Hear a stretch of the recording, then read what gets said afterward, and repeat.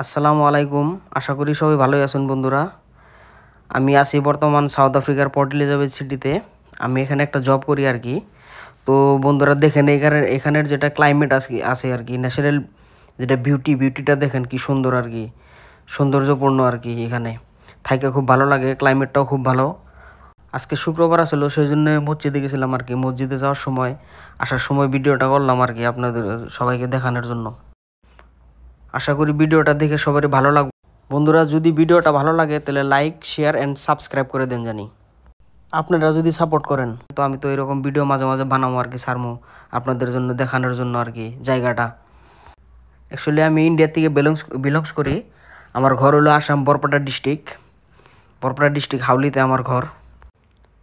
তো ঠিক আছে, সবাই ভালো থাকেন, পাশে থাকুন। আল্লাহ সবাইকে ভালো রাখুক। আল্লাহ হাফিজ।